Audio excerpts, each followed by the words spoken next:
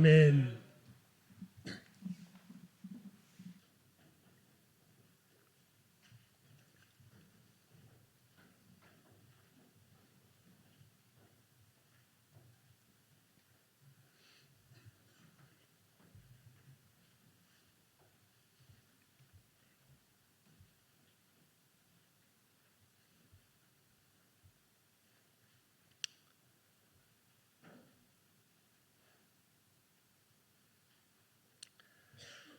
첫 번째 계명 한번 외워봅시다.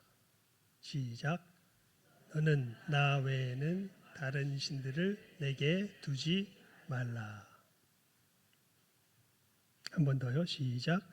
너는 나 외에는 다른 신들을 내게 두지 말라.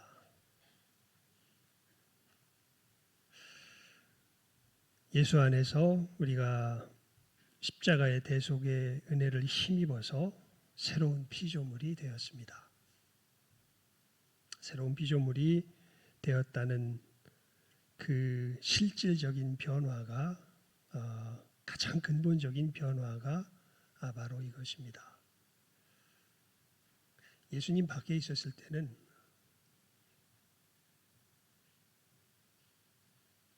수많은 신들이 사실은 우리들에게 있었습니다. 그런 사람이죠. 나는 아무도 안 믿어. 나는 내 주먹을 믿어. 그러면 그 사람에게는 좀 무서운 얘기인데요. 뭐가 신이 되어버렸습니까? 자기 주먹이 신이 되어버렸습니다. 근데 실제로 그렇죠. 특히 청소년 시절 남들보다 신체적 조건이 뛰어나고 뭔가 힘이 세고 남들이 자기 앞에 꼼짝 못하고 그러면 자연히 뭘 믿게 돼요? 자기 싸움 실력을, 자기 주먹을 믿게 되죠. 사실 우리는 안 믿고는 못 삽니다. 그러니까 무엇인가를 기대지 않고는 견딜 수가 없습니다. 그것의 대표적인 현대의 정말 만국을 장악하고 있는 대표적인 신이 돈이죠. 조금만 지금은 뭐 이 시점이 훨씬 더 빨라진 것 같습니다. 이제는 훨씬 더 어린 아이도 돈을 쥐면은 모든 것이 된다는 믿음이 아주 강력하게 온 사회를, 특별히 우리 대한민국 사회를 장악하고 있는 것을 보게 됩니다. 근데 예수 그리스도를 믿게 될 때 어떤 역사가 일어납니까? 우리들 속에 어떤 변화가 일어나게 됩니까? 참된 신은 누구 한 분이시다. 하나님 한 분이시다. 모든 것은 신이 아니다. 그러니까 신이 아니다라는 것을 조금 우리 삶 속에서 구체적인 모양으로 설명을 해보면, 나에게 진짜 내 존재의 가치를 부여하며 나를 진짜로 안전하게 거하는 그 유일한 대상은 돈도 아니고 내 주먹도 아니고 내 지혜도 아니고 예수님을 보내주신 그 하나님이시다. 이제 나는 누구만 섬긴다.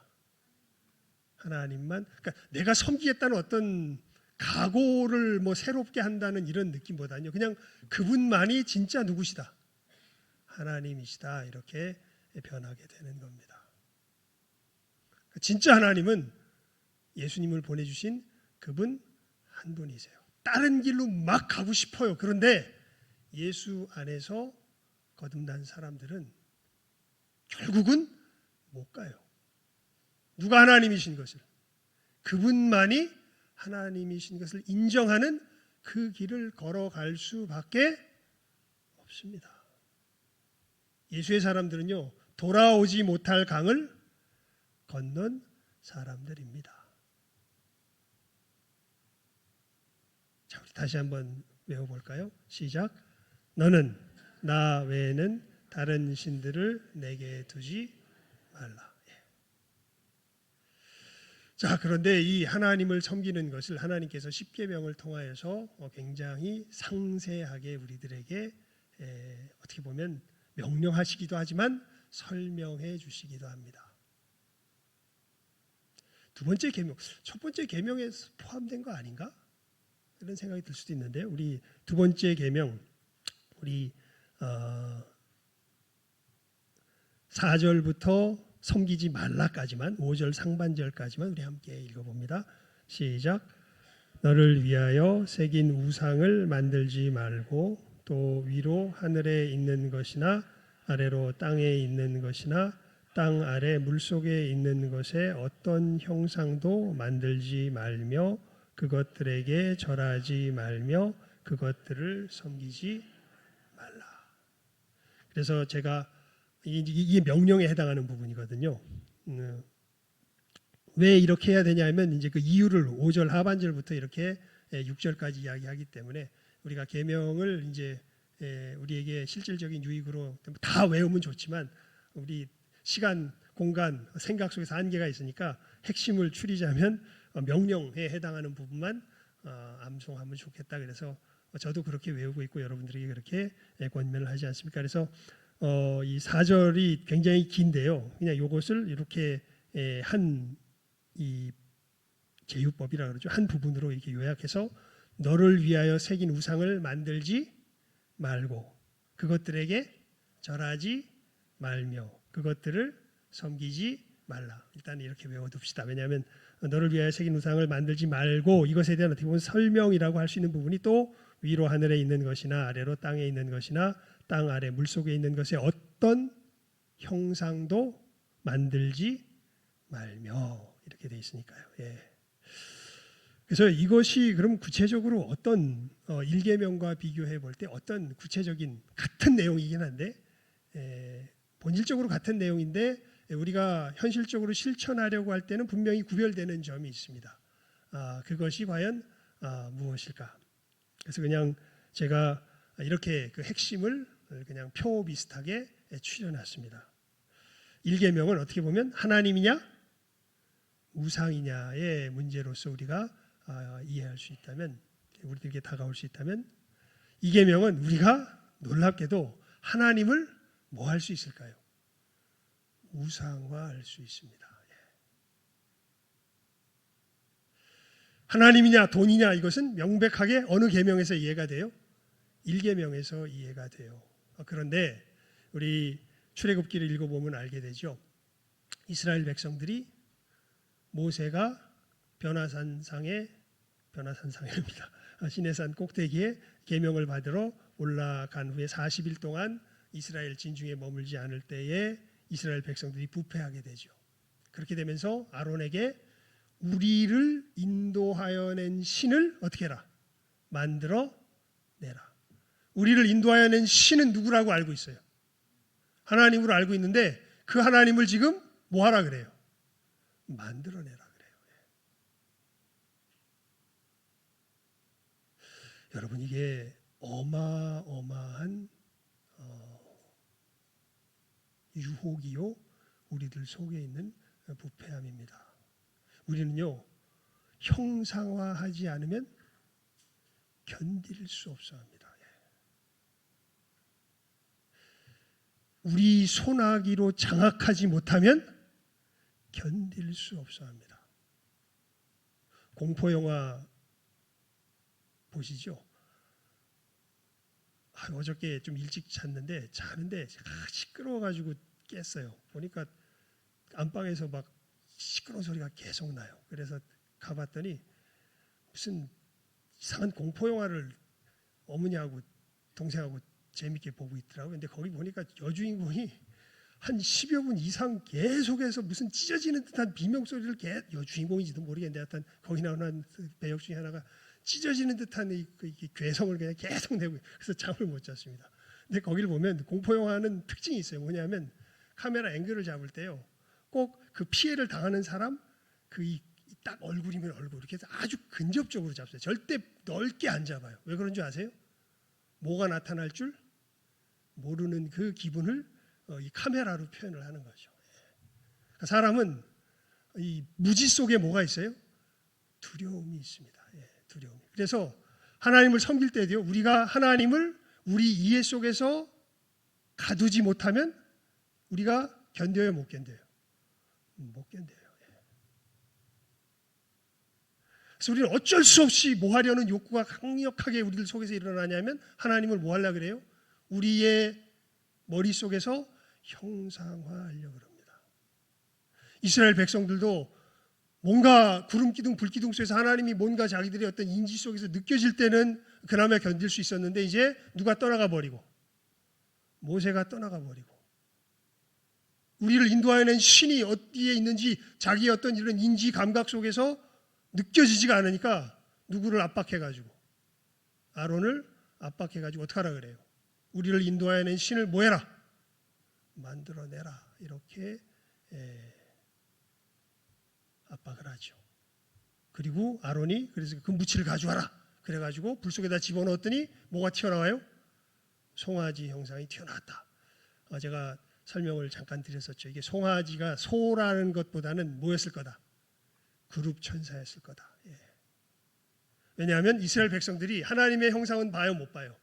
못 봐요. 하나님은 보면 어떻게 돼요? 죽어요. 볼 수가 없습니다. 모세도 하나님의 지나가는 뭐만 봤다고 성경에 표현되어 있습니까?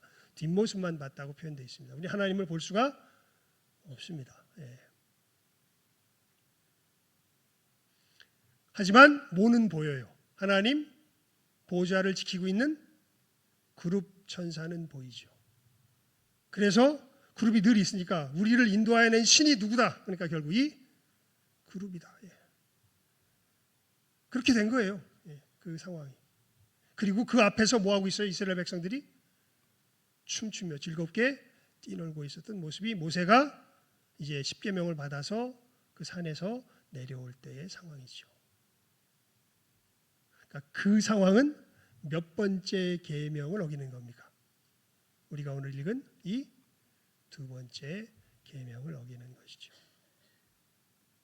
사실 명확하게 구분되기는 조금 힘든 부분이 있는데 내용상은 이렇게 우리가 구별을 할 필요가 없어요. 왜냐하면 이 부분을 우리에게 경종을 울려주거든요. 여러분 우리가 나는 돈 안 섬겨, 나는 하나님 섬겨. 그런데 그 하나님이 여러분이 만들어낸 하나님입니까? 진짜 살아계신 하나님입니까? 그러니까 여기가 문제가 되는 것입니다. 이건 잘 구별할 줄 알아야 돼요. 이렇게 말한다고 그 사람이 모든 것이 오케이가 아니에요. 나는 다른 신 안 섬겨. 나는 누구 섬겨? 하나님 섬겨. 그런데 그걸로 오케이가 아닌 거예요. 근데 그 하나님이 무엇이 문제가 돼요? 네가 그려낸 너만의 네 상상의 하나님인지 아니면 진짜 나를 예수 그리스도를 보내주시고 나를 건지시고 내 삶을 책임지시며 나에게 존재의 의미를 부여하시고 나를 안전하게 지키시는 진짜 그 살아계신 하나님이지. 이것은 전혀 별개의 문제다라는 것입니다. 여러분 우리가 그런 의미에서 이제 우리 지난 시간에 갑자기 계명 이야기하다가 반석 위에 서는 신앙 이야기하면서 무엇을 강조했습니까? 기억 안 나시죠? 오늘 사실 인사 말도 지난주에 설교했던 말에 대한 것 같으면 요약이에요. 뭐라고 인사했습니까, 우리? 어떻게 순종합니다? 듣고 순종합니다. 들어서 순종합니다. 들은 후에.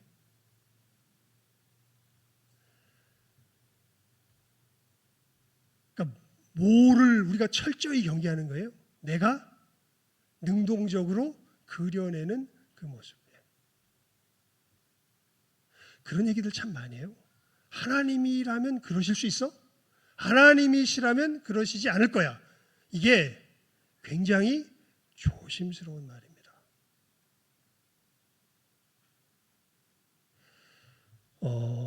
여러분 하나님을 우리가 알게 되면요 사실은 굉장히 두렵고 떨립니다. 아마 이 계명에 대한 어떤 실천으로서 제가 봤던 가장 그 드라마틱한 어떻게 보면 극적인 어떤 이런 실천의 모습은요 재밌게도 영화를 보는 가운데 봤습니다. 뭐냐면 배너 아시죠? 배너. 우리가 본 배너가 제가 말하는 그 배너가 1920 몇 년에도 한번 영화로 또 만들어졌더라고요. 근데 그건 뭐 우리들 본 적 없고 윌리엄 와일러 감독 아시죠? 유명한 지금은 유명한 합니다. 지금도 찍었을 테니까 지금 유명한데 뭐 쉽게 뭐단 뭐 이 저기 그 제가 어렸을 때, 그러니까 1959년에 이 배너가 만들어졌으니까 제가 태어나기도 전에 만들어진 영화입니다. 근데 우리가 아는 배너가 이 배너입니다. 이 배너에 보면 찰턴 헤스턴이 이제 주연으로 나오잖아요. 배너의 모습 나오는데 여러분 이 배너를 보면요 기억하실려나 모르겠는데 한번 볼 기회가 있으면 이 제 얘기를 듣고 한번 유념해서 보시기 바랍니다. 예수님이 배너의 장면에 몇 장면 등장하세요. 그 배너가 인상에 남는 장면 중에 하나는 배너가 이제 결국 자기 친구에게 배신을 당해가지고 체포되어서 이제 이렇게 노젓는 사람으로 이렇게 전락해가지고 이렇게 끌려가는 죄수처럼 죄수가 되어서 끌려가는 그 장면이 있잖아요. 그래서 막 목이 타는데도 막 물 못 주게 하면서 막 괴롭게 하면서 이렇게 끌고 갑니다. 그때 이제 누가 나타나서 물을 주냐면 배너한테 예수님이 나타나서 물을 주세요. 근데 배너는 예수님인지 몰라요.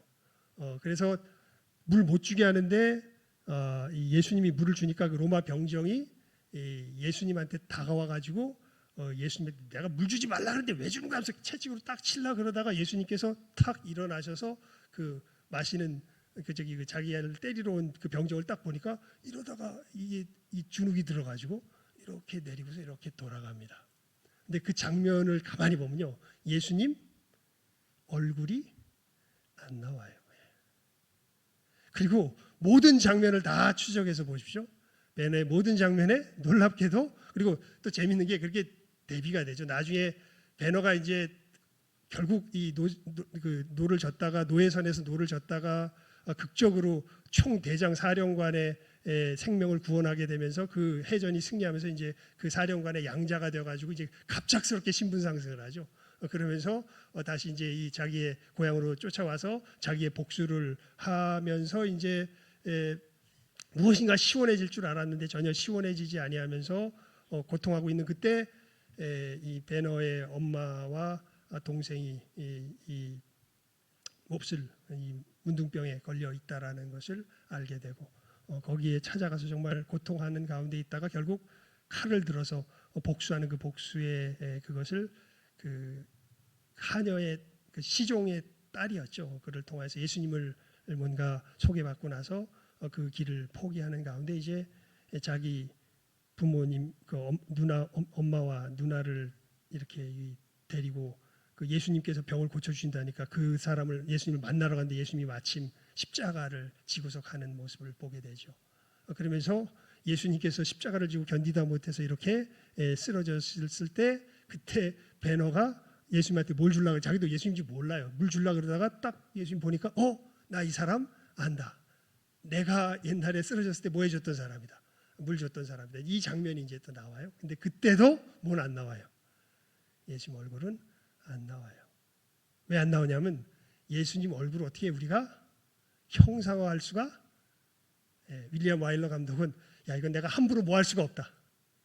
이 얼굴을 형상화할 수 없다. 그래서 그냥 이 모습들을 다 이렇게 얼굴을 가리우는 모습으로 처리하는 것을 보게 됩니다. 볼 때 야 참 이 사람은 정말 그 하나님에 대한 어떤 마음이 있는 사람이냐면 두려운 마음이 있는 사람. 예수님을 함부로 내 상상으로 뭐하지 않고 그려내지 않고 예수님이 어떤 모습인지 그래서 제가 사실 요즘 이제 유초등부나 이게 이렇게 교육할 때 보면 제일 마음에 뜨끔뜨끔하는 게 뭐냐면 너무 손쉽게 예수님의 모습을 우리의 무엇으로 생각으로 뭐 해버려요. 그냥 아주 1차원적으로 그림. 그래서 애들은 보면 저게 누구구나.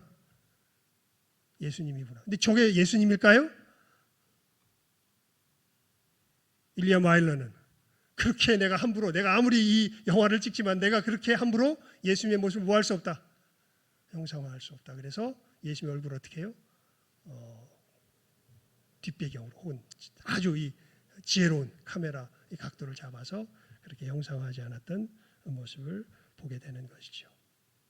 그래서 이것까지는 좀 잘못된 것 같아요. 우리 종교개혁자들이 아예 그냥 형상화 자체를 금기시켜 버렸습니다. 우리 그 대소요리 문답을 보게 되면 아예 모든 형상을 금지한다 해서 사실 우리 교단에서는요. 저기 나타나는데 사실은 모두 예전에는 안 달았냐면 모두 안 달았을까요? 십자가도 안 달았었습니다. 근데 이것도 뭐 할 수 있다. 잘못하면 우상화할 수 있다. 형상화할 수 있다. 이렇게 해가지고 십자가도 안 달아놨던 것이 사실은 우리 교단인데요. 근데 우리가 말씀을 가만히 살펴보면 우리가 형상화해서는 안 되지만 하나님의 형상이 이 세상에 나타날까요? 안 나타날까요?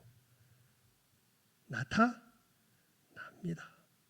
그 가장 완벽한 모습이 누구세요?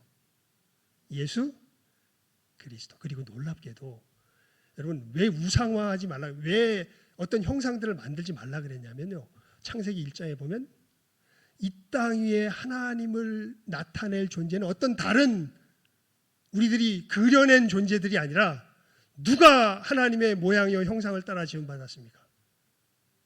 누가요? 우리가, 사람이. 하나님이 사람을 지으시되 하나님의 무엇과 무엇으로?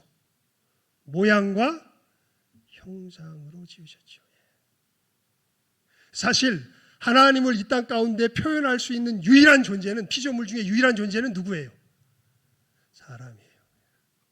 다른 존재가 없습니다. 근데 우리는 다 타락해서 하나님을 드러냈던 게 아니라 우리 삶 속에서 누구를 드러내요?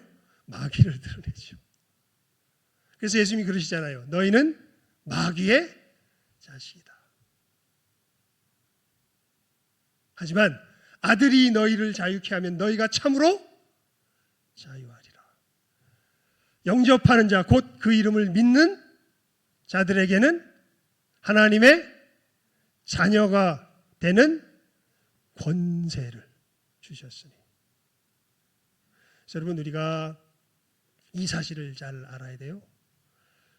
다른 어떤 대상들을 바라보면서 저것이 하나님이야 이렇게 하는, 심지어 시스템까지도 어떤 시스템을 만들어 놓고, 어떻게 보면 공산주의 같은 것이 대표적인 예죠. 이 시스템이면 우리 온 인류를 뭐하게 할 수 있어? 행복하게 할 수 있어. 그 얘기는 이 시스템이야말로 우리에게 존재의 의미를 주며 우리에게 안락한 평강의 삶을 줄 수 있어 라고 천명했던 것 아니에요. 그러니까 그 시스템 자체가 뭐가 된 거예요? 우상이. 거기서는 아마 일계명에 배치되는 것 같아요. 왜냐하면 우리가 하나님과 헷갈릴 일은 없으니까. 하지만 이 하나님과 헷갈리는 부분들은요, 우리 기독교인들 중에서 많이 일어날 수 있어요. 대표적인 예가 현대로 말하면 이단 같은 것들이 될 겁니다. 이단들. 하나님을 말하는데 어떤 하나님이 아니에요? 정확한 하나님이 아니에요. 진짜 하나님이 아니에요. 여러분, 이 부분을 정말 우리가 마음속에 정말 조심해야 돼요. 그래서 제가 세 번째 그렇게 표제의 말로 기록해 놓았죠. 우리 세 번째, 제가 1, 2, 3, 로마 숫자로 1, 2, 3에서 세 번째 한번 우리 함께 주보의 설교를 요약한 부분 한번 읽어볼까요? 시작하면 읽습니다. 시작. 내 생각으로 형상화함이 아니라 듣고 순종함으로. 그러니까 우리가 하나님의 형상을 이 땅 가운데 나타나게 지어진 존재거든요. 그래서 우리들이 어떤 아이디어나 여러 가지 그럴듯해 보이는 여러 가지 것들을 놓고서 저것이 하나님이다라고 말하는 것은 다 이계명을 우리가 어그러뜨리는 것입니다. 반대로 우리가 이 땅 위에 하나님의 하나님 되심을 드러내야 할 사실은 사명이 있는 존재로, 존재 자체가 그런 거예요. 사실은 하나님께서 사람을 만드시되 하나님의 모양과 형상을 따라 지으셨고 이 사람으로 이 온 세상을 뭐하게 하셨습니까? 다스리게 하셨죠. 즉 여러분, 유일한 왕이 누구세요? 온 우주에? 하나님이세요. 우리 요한계시록 보세요. 그러면 요한계시록의 이 천상의 교회의 모습을요, 왕궁으로 그려놔요. 거기에 뭐가 있어요? 가장 가운데 보좌가 있어요. 보좌는 뭐 하는 곳입니까? 왕이 앉아서 뭐 하는 곳이에요? 다스리는 곳이죠. 그리고 그 주변에 하나님의 백성들을 상징하는 24장로가 어디에 앉아 있다고 되어 있어요? 24 보좌에 앉아 있다고 되어 있어요. 그러니까 하나님의 그 놀라우신 하나님 되심을, 그 통치를 누가 받아서, 사람이 받아서 이 땅 위에 구현하게 되어 있는 존재가 바로 누구예요? 이게 우리들이에요. 어떻게 우리가 이 하나님의 하나님 되심을 이 땅 가운데 나타내며 드러낼 수 있겠습니까? 여러 가지 복잡하게 설명할 게 아니라 핵심은 이겁니다. 굉장히 주의해야 될 점도 이거고요. 우리가 내 생각으로 뭐 하는 게 아니라 그려내는 것이 아니라 듣고 뭐함으로 순종. 그래서 듣고라고 하기보다는 좀 연결 관계가 훨씬 더 강하게 되기를 바래요. 들어서 들음으로. 그러니까 원인이 뭐가 돼야 돼요? 하나님의 말씀을 들음이 돼야 돼요. 내가 그려냄이 되면 안 됩니다.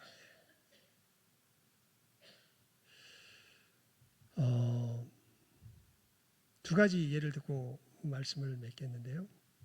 현실적인 예입니다. 오늘 말씀을 전하다가요, 새벽에 창세기의 상황이 그려져요.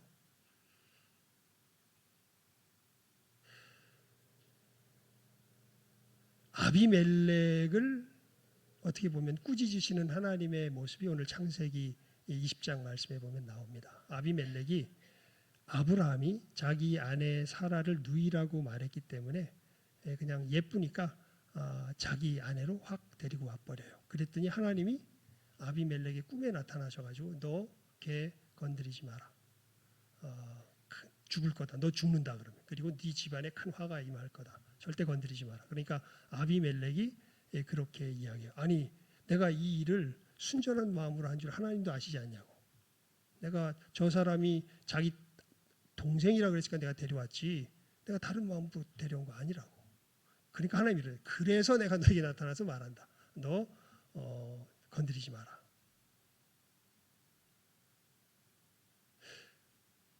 그렇게 해서 아브라함의 아내가 사라가 지켜집니다. 자, 근데 여러분 솔직히 이 하나님이 아브라함을 혼내는 게 정의로우신 것 같아요? 아비멜렉을 혼내는 게 정의로우신 것 같아요? 분명히 하나님이 그러셨거든요. 앞에서 내가 이 사라를 통하여서 내게 씨를 줄 거다. 그러면 아브라함은 이제 이 사라를 어떻게 해야 돼요? 훨씬 더 적극적으로 어떻게 해야 돼요? 지켜야 되잖아요. 근데 못 지켜. 오히려 그 사건 자체로만 보면 아비멜렉이 더 정의로워 보여요. 그러면 공의의 하나님이 누구를 혼내는 게? 아브라함을 혼내는 게 맞아 보이지 않아요. 에잇! 하나님도 결국 불의하구만.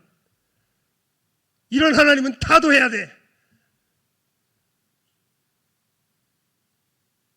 이건 심각하게 묻는 것입니다, 여러분. 예. 불의해요, 하나님이? 아니에요. 모르겠어요.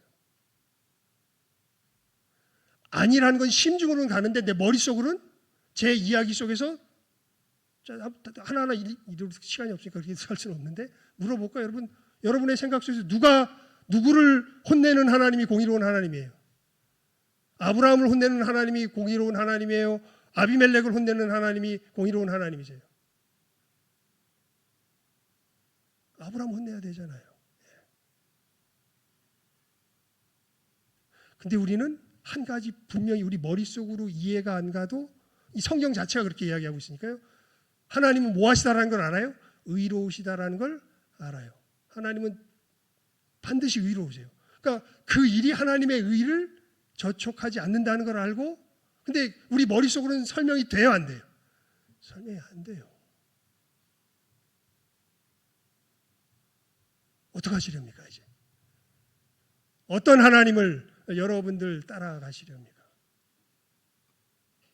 말씀에 기록된 이 하나님을 듣고 따라가시렵니까? 여러분들이 머릿속에 그려낸 그 하나님을 따라가시렵니까?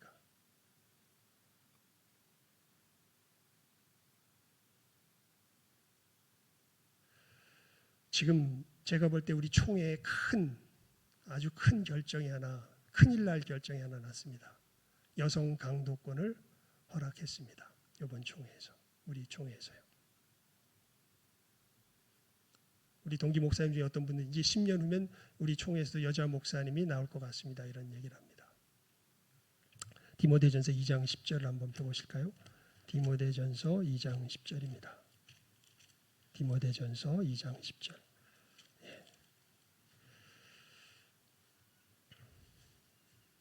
12절입니다. 2장 12절 말씀.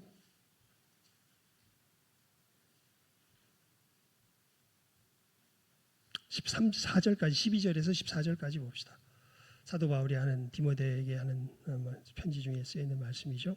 12절에서 14절까지의 말씀입니다. 시작. 여자가 가르치는 것과 남자를 주관하는 것을 허락하지 아니하노니 오직 조용히 할지니라. 이는 아담이 먼저 지음을 받고 하와가 그 후며 아담이 속은 것이 아니고 여자가 속아 죄에 빠졌습니다. 예, 거기까지. 예. 우리 교단은요, 여자분들에게 뭘 안 줘요? 목사 안수를 안 줘요. 왜 안 줘요? 이 말씀대로.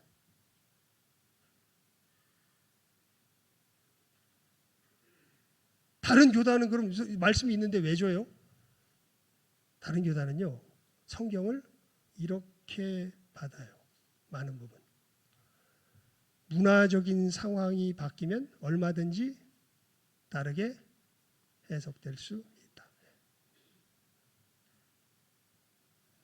우리 교단은 그 점에 있어서는 하나님의 말씀의 맥락이 분명하면 아무리 상황이 바뀌어도 우리는 어떻게 해야 된다? 말씀 그대로 따라가야 된다. 이게 우리들 교단의 하나님 앞에서의 태도입니다.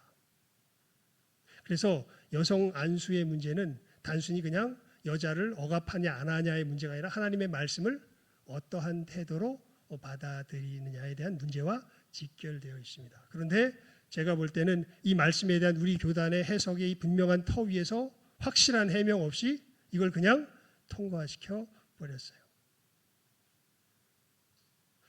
제가 미국에서 공부할 때에 공부하던 교단, CRC 교단에 사실은 이 문제, 여성 안수의 문제를 놓고서 한 20년, 지금은 한 3, 40년 됐겠네요. 전에 교단에 큰 분열이 일어났습니다. 왜냐하면 이게 여자를 무시한다 이런 뜻이 아니라 하나님의 말씀을 어떻게 대하고 받아들이느냐에 대한 이 태도에 있어서 문화적 상황에 있어서 쉽게 흔들리는 것은 우리가 하나님 앞에 취해야 할 태도가 아니다라는 것을 천명한 사람들은 여성 안수를 허락한 그 순간 어떻게 했을까요?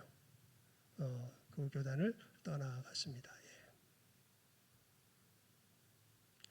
여러분, 점점 우리가 살아가는 우리의 삶의 모습 속에서요, 교회라고 말하여도 이런 하나님 앞에서의 구체적인 태도의 문제에 있어서 희미해지며 자기도 모르게, 그러니까 1계명은 어떻게 보면 구별하기가 쉬워. 왜냐하면 하나님이냐 아니냐가 너무나 분명하게 드러나기 때문에. 근데 2계명은 어려운 부분들이 있습니다. 그 핵심이 무엇일까요? 제가 세 번째 적어놓은 이 교훈입니다. 여러분, 우리는 하나님을 섬김에, 제가 이 주보를 어떻게 쓸까? 여기다 놨구나. 말씀을 듣고서도요. 그래서 말씀을 어떻게 하면 안 돼요? 내 생각으로 그려내면 안 돼요. 우리 오늘 김은정 장로님도 기도하셨죠? 예. 우리들의 경험, 우리들의 생각, 이게 주가 되면 안 됩니다. 말씀 자체에 뭐가 있어요? 뜻이 있어요. 우리는 최선을 다해서 뭘 찾아야 돼요? 그 뜻을 찾아야 돼요. 그래서 그것을 뭐하고? 듣고. 그것을 들어서 뭐함으로? 순종함으로 우리의 믿음의 길을 걸어갈 때. 이것이 우리가 참되게 누구를? 하나님으로 섬기며 나아가는 길이 되는 것이죠. 이것을 들어보면, 아까 제가 아비멜렉 사건도 설명했지만, 들어보면 우리 이성을 초월하는 경우가 굉장히 많아요.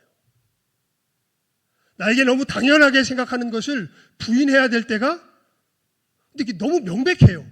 내 생각은 이런데 하나님의 말씀은 그렇지 않은 것이 너무 명백해요. 그럼 우린 기로에 서게 되는 것입니다. 말씀하신 하나님을 따를 것이냐, 내가 내 머릿속으로 그려낸 하나님을 따를 것이냐. 어떻게 보면 이 부분에 있어서 이 계명은 우리들에게 하나님 앞에서 우리가 어떤 길로서 하나님을 섬기며 나아가야 할 것인가. 뭘 만들지 마라 그래서 형상을 만들지 말라고요. 그려내지 말라고. 오직 뭐함으로? 들음으로. 들어서. 아, 말씀이 이거구나. 그러면 모든 논란과 종식을 혼란을 다 뭐 해버려야 돼요. 우리는 종식시켜버려야 돼요. 그냥 말씀이 그거라면 거기서 모든 것은 끝입니다. 뭐 하면 돼요? 그 다음엔 순종하면 돼요. 주의 말씀 듣고서 이거 옛날 기타 좋은데 어려워졌잖아요. 준행하는 자는이라고 바꿔놨는데 옛날에는 어떻게 돼요? 순종하는 자는 반석 위에 터 닦고 집을 지음 같다. 비가 오고 물나며 바람 부딪혀도 반석 위에 세운 집 무너지지 않네. 잘 짓고 잘 짓세 우리 집 잘 짓세 만세 반석 위에다 우리 집 잘 짓세. 주의 말씀 듣고도 행치 않는 자는 모래 위에 터 닦고 집을 지음 같아. 비가 오고 물나며 바람 부딪힐 때 모래 위에 지은 집 어떻게 되죠? 갑자기 표현을 잊어버려. 다 무너지니. 잘 짓고 잘 짓세 우리 집 잘 짓세 만세 반석 위에다 우리 집 잘 짓세. 3절이 상당히 우리들 도전합니다. 세상 모든 사람들 집을 짓는 자니 모래 위가 아니면 반석 위에 짓네. 우리 주님 오셔서 지은 상을 줄 때, 요번 가사는 조금 약간 문제가 있어요. 세운 공로 따라서 공력이라고 표현되어 있는데, 공로라 그러면 뭔가 우리 조금 구원론에 살짝 문제가 생길 수 있습니다. 하여간 세운 공력, 그래서 공력이 더 좋은 표현 같아. 따라서 영영상벌 주리. 잘 짓고 잘 질세 우리 집 잘 질세 만세 반석 위에다 우리 집 잘 질세. 여러분, 우리 뭐라고 인사했죠? 듣고 순종합니다. 순종합니다. 합시다라기보다는 듣고 순종합니다. 이 분명한 생명의 걸음을 우리의 삶의 순간순간 잘 걸어가실 수 있는 시간 함께하는 우리 모든 복된 영혼들 다 될 수 있기를 주님의 이름으로 축원을 드립니다. 기도하겠습니다. 하나님 아버지, 진실로 점차 혼란스러운 세대로 접어들어가는 것을 저희들 바라봅니다. 우리 주님 주신 이 놀라운 생명, 이제는 다른 어떤 거짓된 신이 우리의 신이 아니라 하나님만이 나의 유일한 하나님이시오, 나의 유일한 섬김의 대상이 되어버린 우리들, 이제 이 하나님을 어떻게 바르고 참되게 섬기며 나아갈 수 있는가, 이 계명의 명령을 통하여서 우리들에게 참으로 귀한 것을 교훈하여 주시니 감사드리옵나이다. 하나님, 이 시간 함께하는 우리 모든 귀한 영혼들 은혜 가운데 붙들어 주시고, 무엇보다 우리의 믿음을 길을 걸어갈 때에 듣고 순종하며 나가는 참된 믿음의 걸음, 제대로 한 걸음 한 걸음 걸어 주님 만나는 그날까지 복된 걸음으로 우리의 삶 살아갈 수 있도록 은혜 베풀어 주시기를 간절히 바라옵고 소원하옵고 축복하오며 모든 것 예수님의 이름으로 기도드리옵나이다. 아멘. 우리 찬송 266장 찬송 드리며 준비한 예물